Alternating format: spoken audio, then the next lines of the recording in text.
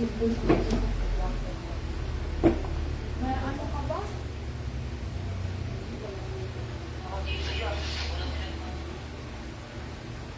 May blue ka na parte, di ba? Yung anniversary?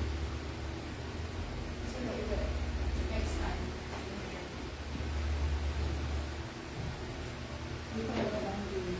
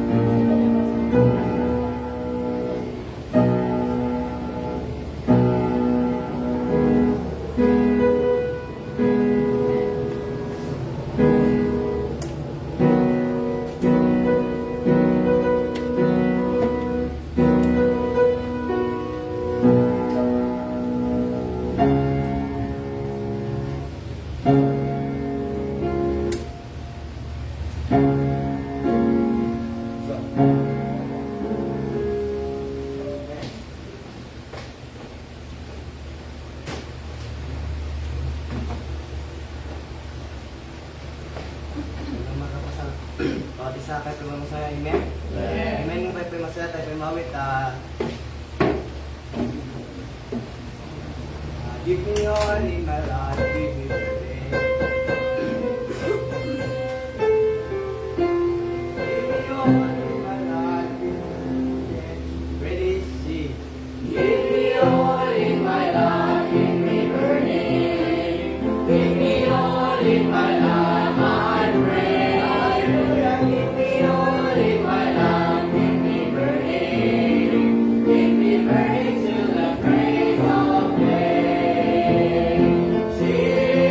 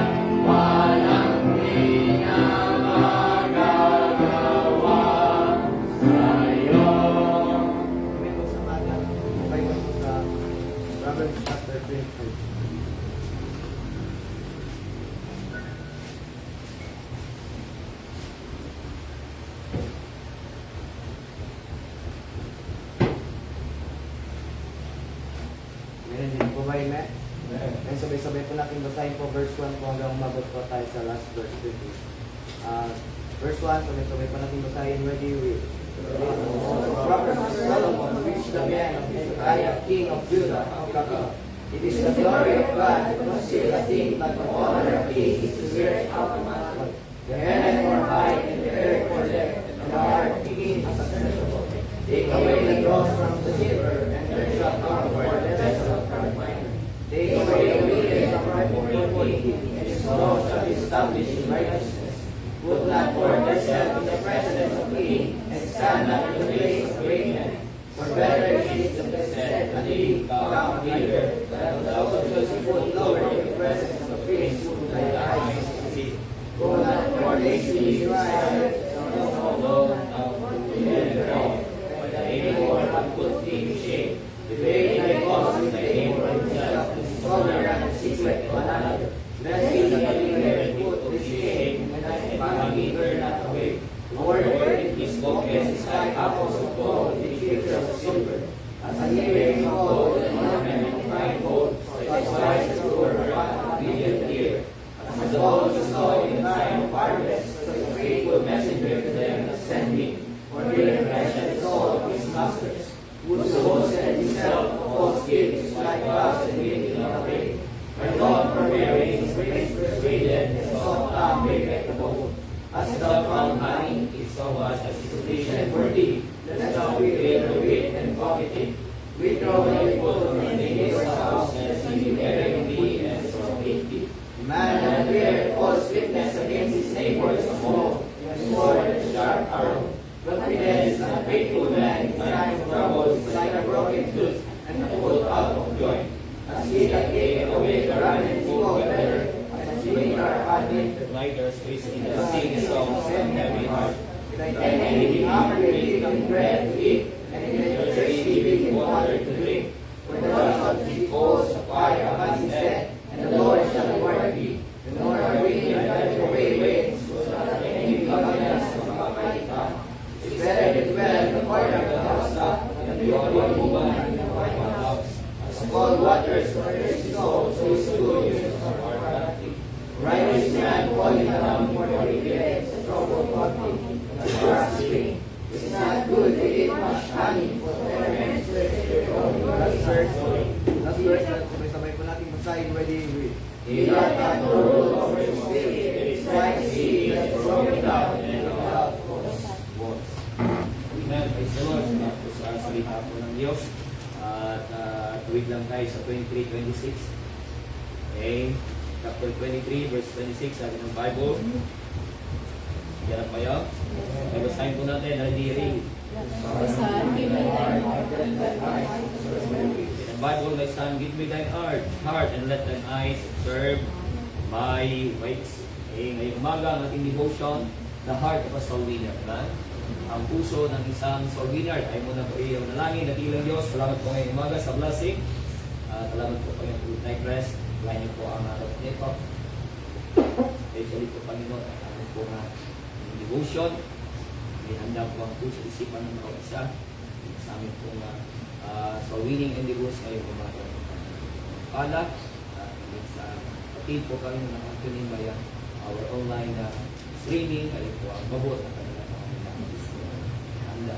Ang bawat isa po, Panginoon, sa araw po ng bukas, na kayo po Dalangin ko lang ilig sa pangalan ng Panginoon Jesus. Amen. Sige po kayo po ay makaupo.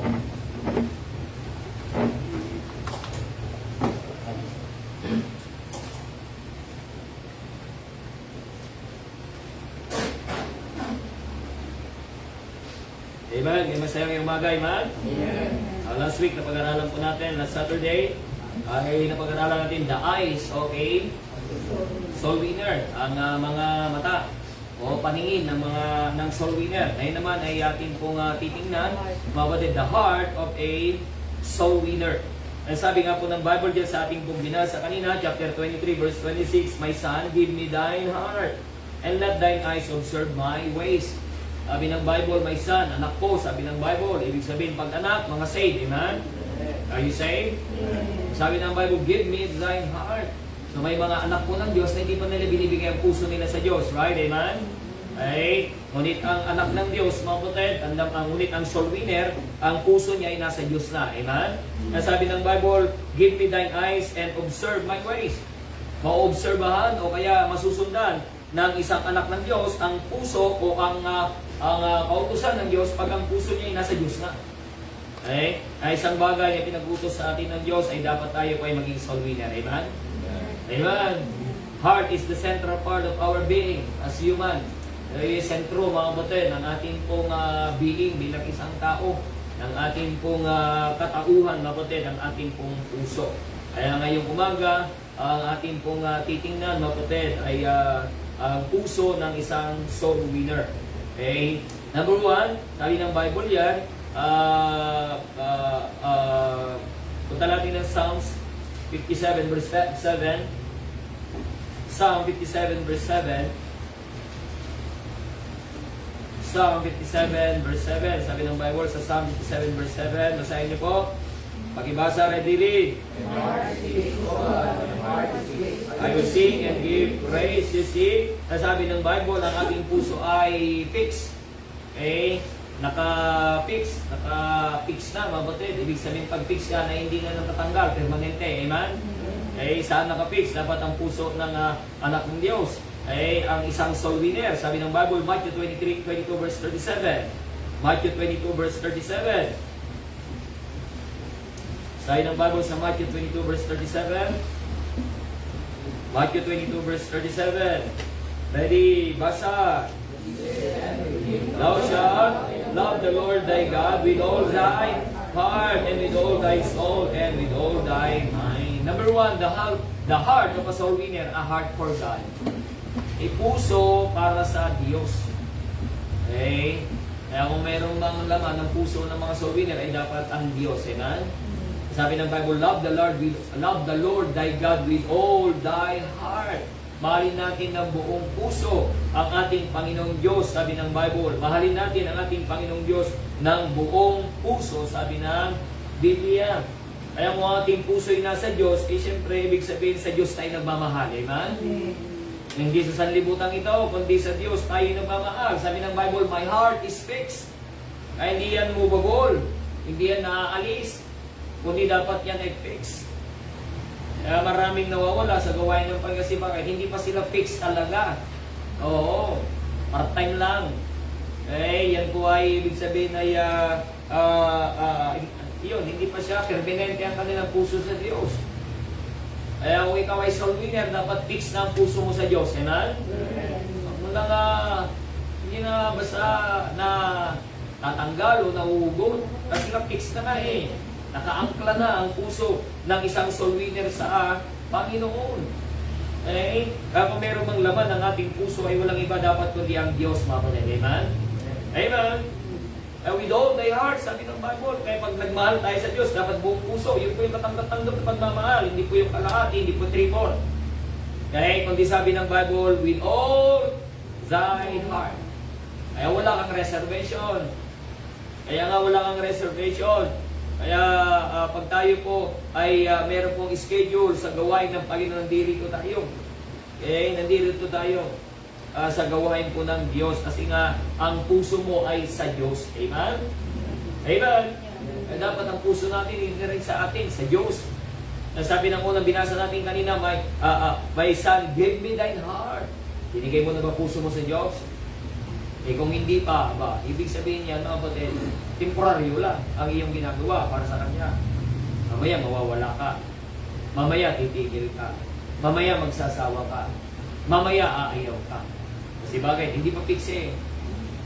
Dapat ang puso natin ay nakaangkla sa ating Panginoong Diyos na kung saan ang Diyos na fix din naman. Amen? Amen? Hindi ka mapapalayo kasi naangkla ka eh. Tama? Na nakaangkla ka sa Diyos, kung nakaangkla ka kapatid, ikaw man ay tangayin ng hangin, babalik ka pa rin sa Diyos kasi nakaangkla ka nga eh. Nakafix ka nga sa Diyos eh. Ngayon, kung yan ay hindi nakafix, kung darating ang unos, darating ang hangin, matatangay ka, mapapalayo ka sa Diyos. Is your heart for God? Ang iyong puso ba ay para sa Diyos? Bilang soul winner, kapatid, ang puso natin dapat ay para sa Diyos. Amen? Amen? Eh, nandiyan ba kayo? Amen? Okay? Kaya dapat tayo po mga kapatid ay ang puso natin ay naaangkop lagi sa Diyos. Okay? Kaya sabi nga po ni David, search me, O God. Okay? Kalisikin mo ang aking puso, Panginoon. Kaya kung may sala ng ating puso, mga kapatid, ay dapat ibigay natin sa Diyos, mga kapatid. Amen?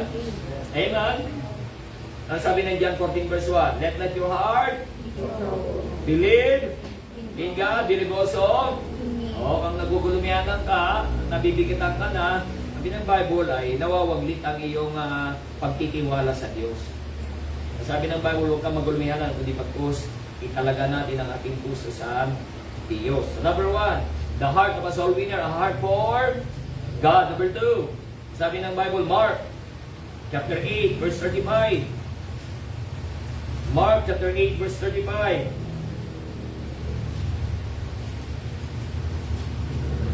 Kaya nga kung ang puso natin talaga sa Diyos, mga kapatid, sabi ko nga po, walang bagay na pwedeng mag-alis sa atin sa kalooban ng Panginoon. Walang pangyayari na pwedeng maghugot sa atin sa kalooban ng Diyos, sabagat ang puso mo ay sa Diyos, sa puso mo ay para sa Diyos, ang puso mo ay sa Diyos. 8:35, basahin niyo po, verse 35, hindi basa, for to lose it, but whosoever shall lose his life for my sake and the gospel, the same shall save it.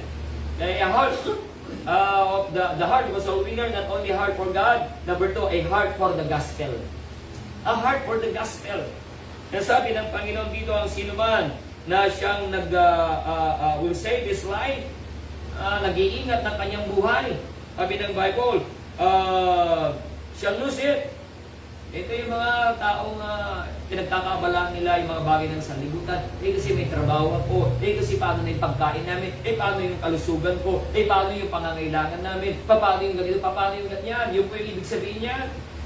What they are saving is the things earthly, not the things heavenly. Kaya sabi ng Bible, shall lose it. Mawawala.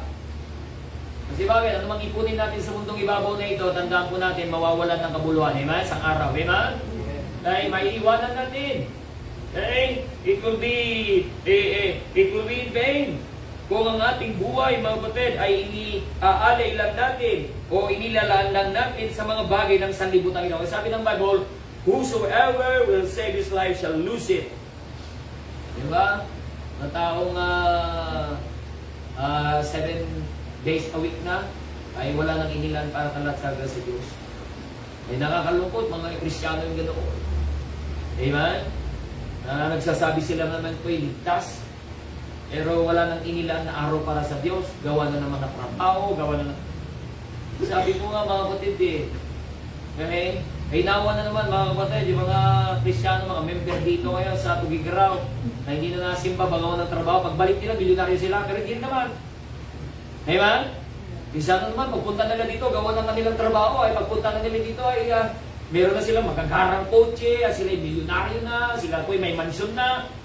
Isa na naman, hindi. Ay sana naman, ganun, pero hindi Amen? Kaya sasabihin nila, mag-ipon muna ako, magtrabaho muna ako. Hindi na. Walang yayaman, walang mga yumaman sa kanila, hindi naman sila yayaman, at kailanman hindi talagang mangyayari. Amen? Kasi kung sila yayaman, hindi yan sa Diyos, amen? Sa Diablo yan, amen? I tell you properly. Kung wala sila sa kalooban ng Panginoon at sila yumaman, hindi ang Diyos na nagpayaman sa kanila, ang Diablo. Yes! Nagsabi ng Diablo tinangka niya maging si Kristo, sabi niya, nakikita mo yan? Nakikita mo yan? Ibibigay ko sa iyo lahat yan. Nakikita mo yan? Ano sabi ng Diablo? Sumamba ka lang sa akin at magpatira pa. Ibig sabihin, iwanan mo ang Diyos. At sa Diablo ka maglingkod, pagyayamanin ka rin. Pero dito lang yan. Sa kayamanan sa sanlibutan. Amen? Amen? But, sabi ng Bible dito, mabutin, whosoever shall lose his life, okay? Ang sino man na naglaan ng kanyang buhay for my sake and the gospel, sabi ng Biblia, shall be saved, shall save. Okay? Sino man na nag-iwan ng kanyang buhay, sino man na naglaan ng kanyang buhay para sa akin, sabi ni Kristo, at alang-alang sa Ebanghelyo, sabi ng Bible, yun yung mga bagay na kanyang masisave. Yun yung savings mo, mga kapatid. Amen? Sabagat yun po yung kayamanan natin.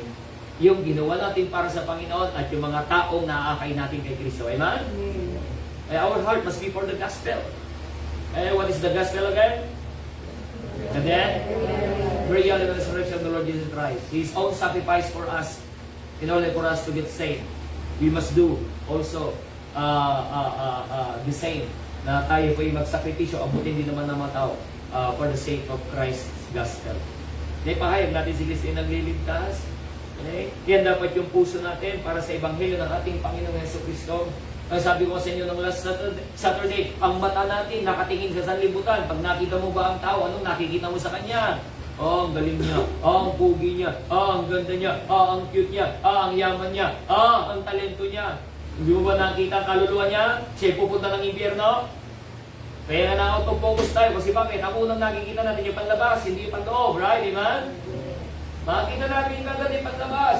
Nakikita natin kagad yung kalalagayan niya. Okay? Panlabas, hindi natin nakakita yung kalagayan niya panloob. May kaluluwa siya. Masala siya, pupunta siya ng impyerno. Our heart must be for the gospel, brethren, amen? Nagaya din naman Apostol Pablo, tingnan po sa Romans chapter 10 verse 1, anong kanyang puso? Sabi ng Bible po dito, makita po natin ang puso ng Apostol Pablo, Romans chapter 10 verse 1. Amen. Salamat po sa mga nakatunin ngayong umaga. Sister Denise, Sister Joy, from West Family, si Leo Mar, Sister Chris sa South, si Brother Jay Acosta, mula sa dulo ng Pilipinas, si Sister Lori, San Andres. Wow, listening po while preparing for Bible study. Prepare na siya for Bible study, nakikinig pa siya. Si Lisette, saka si Zanel, saka si Annalie. Baka nandun na si Annalie? Nandun na sa Ambulong? Okay. Sabi ng Bible sa Romans chapter 10 verse 1, basahin natin na ready, brethren. Oo, tingnan mo ang panalangin niya. Hindi ang panalangin niya na ang aking babae magiging malusog.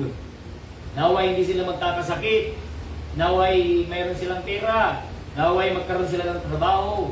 Naway sila yayaman. Naway sila sisikat. Hindi po yung prayer ni Apostol Pablo. Anong prayer niya? Ang kanyang kababayan ay maligtas. Yung pinakapangunahin. When we pray for our loved ones, for our friends, okay? For our enemies, we pray for their salvation. Amen? Yung una, kasi kahit maging malusog yan, pag namatay yan, impyerno pa rin yan, pag hindi ligtas, amen?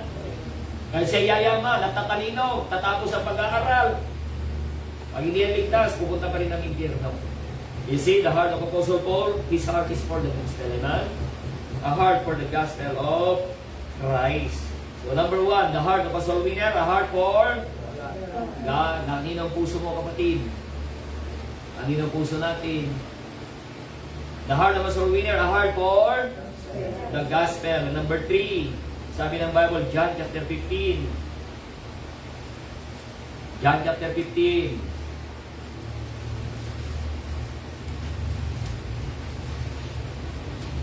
John chapter 15 verse 8.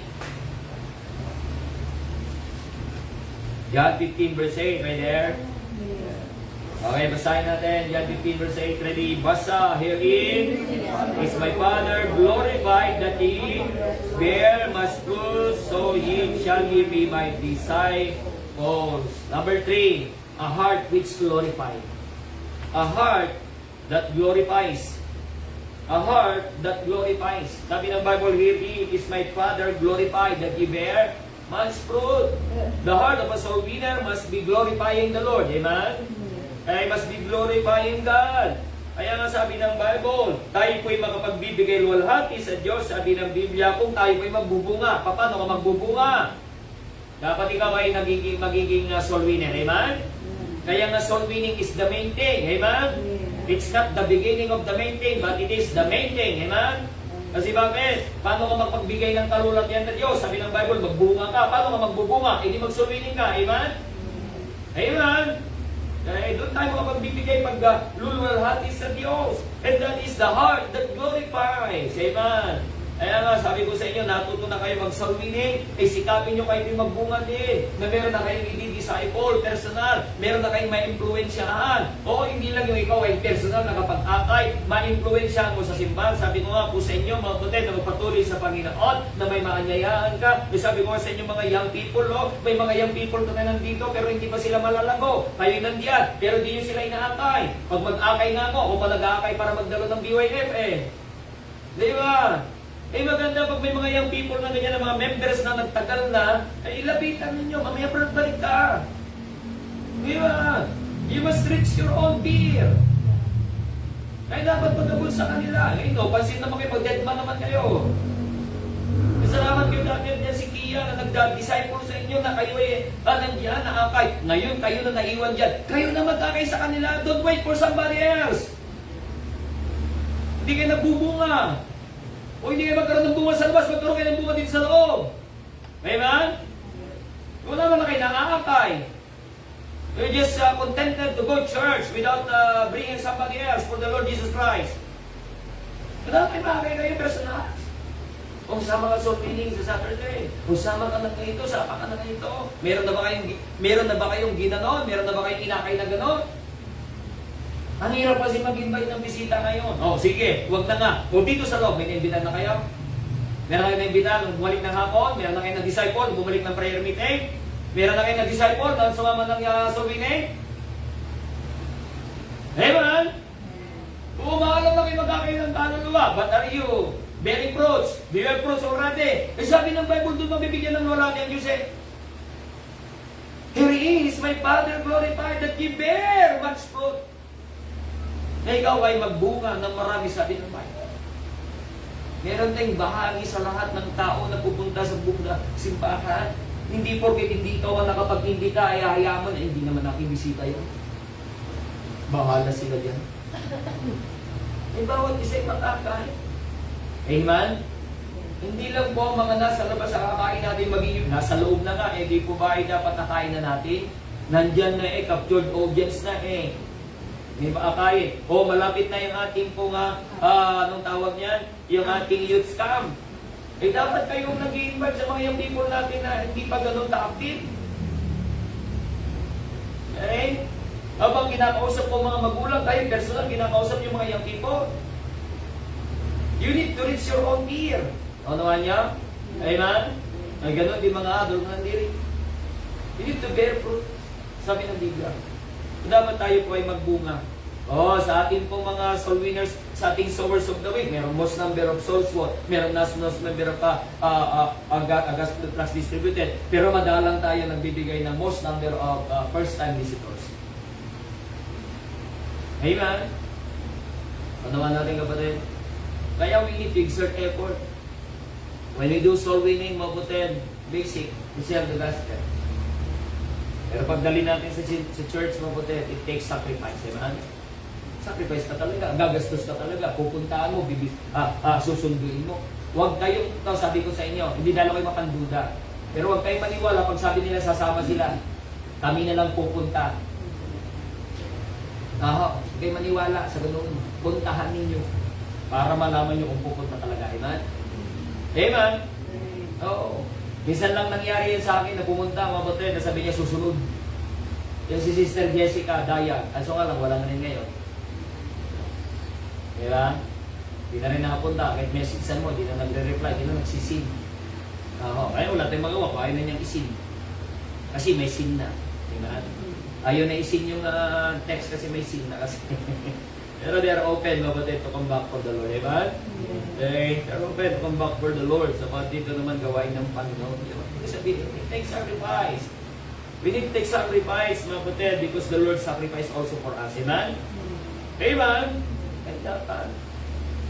Saan tayo natuto, mabuti, na tayo mag-akay ng kaluluwa sa simbahan. Amen? Bigyan natin ng lulati ang Diyos. Yung sabi ko, hindi natin sila tsatsagain.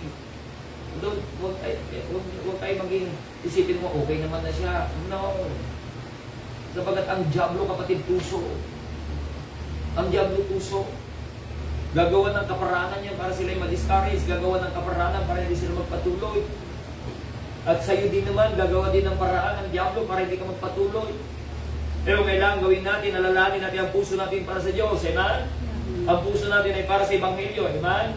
Ang puso natin ay para sa kalulatian ng ating dakilang Diyos. Amen? Amen? Okay? And saan natin dadali ng mga bisita natin? Di po ba? Sabi ng Ephesians chapter 3, verse 21. You know these things, mga kapatid. Okay? Si Hunter, si Pagan, ay nandiyan din, nakakapanood. Okay? Ephesians chapter 3, verse 21. Read, unto Him be glory in the church by Christ Jesus throughout all ages, world without end. Amen. Sabi ng Bible, unto Him be glory where in the church. Ay saan natin dadali ng bisita natin? Saan? Sa church. Amen? Saan natin sila tuturuan? Sa church. Amen? Saan natin sila iusin? Sa church. Dito natin sila tuturuan upang sila'y matuturing maglulati sa Diyos. Amen? Amen? Dapat, matatapos na 4 na buwan na tayo. Tapos na 4 na buwan. 8 buwan na lang, matatapos ng taong. Eh, nagbunga ka na ba? May bunga na ba tayo? Meron na ba tayong naakay sa Panginoon? Na tayo ba'y kabahagi, mapuntit sa kanilang buhay? Ay, ano nga natin kapatid? Amen? May mga young people, dapat ay bunga. Hindi pwedeng wala. Dami yung mga kakilala, bakit wala? Ano nangyari? Ba't di ka nagbubunga? Bakit hindi nagbubunga ang puno? Kulang sa nutrients. Kulang sa cultivation.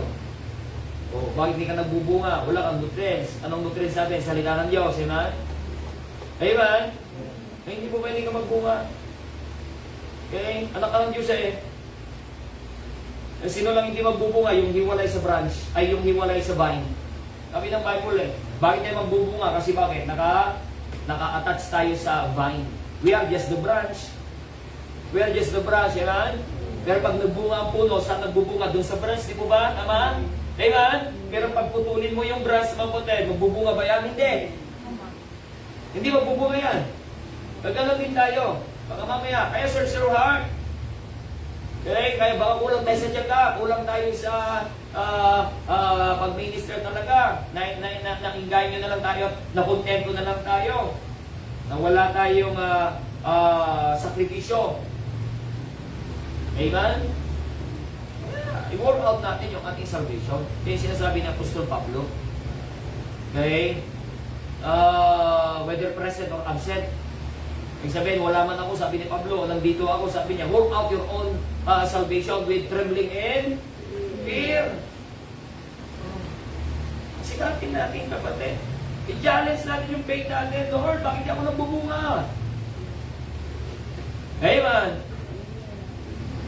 Tanongin nyo. Tanongin nyo personal ang sarili nyo. Tanongin nyo ang Diyos. Eh, bakit hindi na? Pag ikaw ay nagbunga na, ang iyong mga panalangin ay mas madaling masasagot. Nasabi ng John 15, tingnan niyo po. John chapter 15.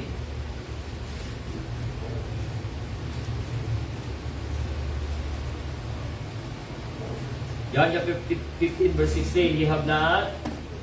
Right there, ready read, you have not. But I have and ordained you that ye should go and bring forth fruit, that your fruit should remain, that whatsoever ye shall ask of the Father in my name. You see that, no, kapatid? Sabi niya, pag yung bungay na natili, sabi niya, ano manghingin mo sa akin, sa Ama, sa ngalan ko, sabi ni Kristo, ibigay ko sa iyo. Hindi man na pag tinugon ng Diyos ang iyong panalangin sapagkat ikaw ay nagbubunga na. Amen? Amen? Actually, you can demand God, Lord. Ngayon, kung sinasagot ng panalangin mo, hindi ka pa nagbubunga, nakakaya sa Diyos yun. Amen? Karabagang ikaw ay hindi pa nagtatrabaho, pero may advance ka na, may bali ka na. Amen? Ay, gawin, di ba? Pag nagbali, di ba? Require ka talagang trabahoin mo kasi may bali ka na. Dahil may bali na tayo sa Diyos, no? Lagi na lang tayo puro bali-bali. Amen? Unahan niyo po, kapatid. Kaya, kayo ay dapat, tayo po ay kilusin ng Diyos. Amen? May mga young people tayo. May mga lalaki natin nandiyan na mga young people, nakatuwan, ang mga magulang nila eh. Kaya si Angelo, Ikin, tagal na sila, mag-isang taon na sila. Si Jackie, Pentecostes, mag-isang taon na rin yun. Yung mga lalaki. Pero, big sila, come and go pa lang sila. Kasi bakit? Wala silang nakikita. Ano mo yun? Dapat nga, barkadahin nyo rin naman dito sa loob. Lalapitan nyo gano'n. Kakain nyo sila, makapanatili. Paano ka nga magbubunga? Hindi ka nga marunong mag-disciple.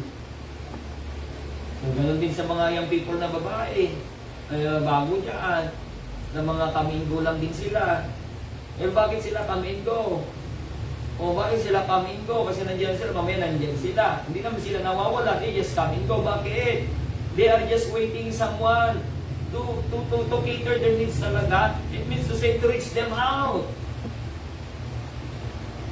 You're already enjoying your fellowship together, and then they are there. They are strangers still in the house of the Lord. That's why they get out. They isolate themselves. Parang hindi naman ako Indian, parang hindi naman ako... Kasi kayo lang nagsasama. Kayo lang nakakasama. Kayo lang nagkakatabi. Hindi nyo sila inaangay yung dito ka. Oo. Kulang kayo na nga. O meron kayo, yan, imbitahin ko si Jamaica ng BYF, nakadalo. Hindi nyo man lang siya nirecognize. So may first time tayo, hindi nyo man lang nirecognize. What does it mean? You're not observant and you're not aware of your crowd. And may bisita tayo. May first time tayo sa ating BYF. That's why they don't feel that they are at home and they don't feel that they don't belong. Kasi bakit? Kayo na lang. Kayo na lang. Paano bubunga? Ano nga natin? Kapatid, ito tayo magbigay kalutian sa Diyos eh. Dapat niya yung puso natin. A heart that glorifies. Amen? Are we glorifying God? Pagbigay ba tayo puriya sa Diyos? Kaya putin natin na sa isa't isa, mga kapatid. Kaya po'y pumasok sa ganitong gawain, mga kapatid. Dapat seryosin natin. Amen? Amen? Okay? Kasi kung hindi mo ito seryosuhin, mga kapatid, magiging serious ka. Amen? Magiging serious ka. Okay? So, number 1, a heart for God. A heart for the gospel. A heart that... Okay, number last, mga kapatid. Dapat ay Psalm 100. Sa ating Bible, sabi ng Bible sa Psalm 100. Ito familiar sa akin, sapagkat ito po ang mga karaniwang grade ko nung nag-exam ako. Sabi ng Bible, Psalm 100 verse 2. Psalm 100 verse 2, ready read. Serve gladness, come before His presence with... Number 4, lastly, a heart of gladness. A heart of gladness. O bakit ka bakit ikaw ay may kagalakan? Nakakapagpuri ka sa Diyos. Amen?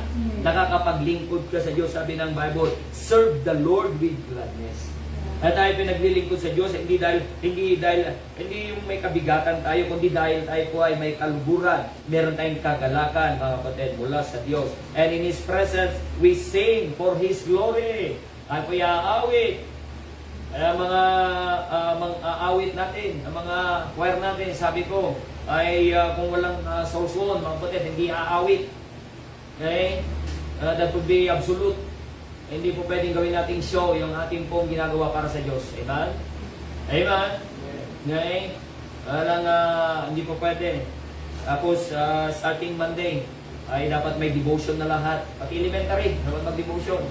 Akademi nga, nagdi-devotion sila. Kahit high schooler, ay kahit grade 4, di ba? Grade 3. O sa elementary, dapat mag-devotion. Meron ng devotion. Sa elementary natin ng choir. O, kailangan natin po yan. A heart of gladness. Nagagalak pa ba tayo sa ginagawa natin para sa Diyos? nabibigatan na tayong lubha. Pero sabi naman ng Panginoon, kung kayo nabibigatan ng lubha, lumapit kayo sa akin. Diba? May charging point tayo lagi. May charging station palagi ang Panginoon. Diba? Kasi normal lang naman gating nga kabigatan. Pero dapat mag-dominate yung ating kagalakan. Diba? Serve the Lord with gladness. Abay, maglingkod ka na rin lang. Maglingkod ka na lang may kagalakan. Diba? Maglingkod na tayo na may kasiyahan. Hindi maglilingkod na napipilitan. Hindi lang by ritual, not because of requirements, but because we are glad, amen, we serve the Lord, amen. Yan po dapat ang puso natin, bilang mga soul winner. Pupunta tayo sa area, wala kayo ng kaluluwa, at sila'y, dapat alam nyo, mga prospect ng mga positive, babalikan sila. Okay? Sila'y makabalik, mga kapatid, sa bahay, sambahan. Last Sunday, nagpubukas ng Abril. Kaya dapat tayo po ay mas lalo pang magsumikap. Tapos yung ating anniversary, sabi ko nga po sa inyo mabuti, dapat magkaroon tayo ng bunga mula sa anniversary. O ilan na nakakabalik sa ating anniversary? Ilan lang. Ayun si Gigilin, pero wala sila ngayon nasa Baggao. Nabautisman na. Si May, yan po ay gawa ng trucks distribution. Tumanggap siya po ng trucks sa sentro, Karitan. Oo, kaya dapat ng anniversary pupunta, pero nagkaroon sila ng conflict of schedule. Kaya after the anniversary doon sila nakadalo. Kaya nakita nila yung ating pong trucks. Kaya nakapunta po dito. Di sila. Amen? So meron sa biyaya po ng Diyos, mga kapatid. Okay? Pero dapat mas marami na. So mga young people, meron ba tayong bunga mula sa anniversary? Meron bang bumalik? Meron bang nananatili? We're not just after those people who we invited in returns. We are also after much more to those who will stay. Amen? Amen? Mga magpapatuloy na bagat sila ang gagamitin ng Diyos, mga kapatid. Sila ang pagbubungayan ng Diyos. Doon kukuha ang Diyos ng kanyang luwalhati, mga kapatid, sa mga magpapatuloy in the church. Amen? In the church. Hindi sa mga hindi magpapatuloy. Kung saved sila, so be it. Amen? They are saved. They will go to heaven. But they are not glorifying God. Hindi sila nakapagbigay luwalhati sa Diyos. Pero ikaw nandirito, you all have the opportunities, you all have the privileges para makapagluwalhati sa Diyos. Sinasayang mo, hindi mo ginagamit. Amen. Lagay natin yan, dapat yung puso natin bilang mga soul winner. Amen. Okay, the heart of a soul winner. A heart that, and a heart of gladness. Okay, pupunta tayo sa area na masaya. Amen. Okay, na may kagalakan galing sa Diyos, mga kapatid. Kaya sa mga nagsipag-tune din ngayong umaga, ay dapat magalak din kayo. At higit lalo kayo po'y makapag-akay ng kaluluwa. Amen? Si Ma'am Maki, saka si Ma'am Susan.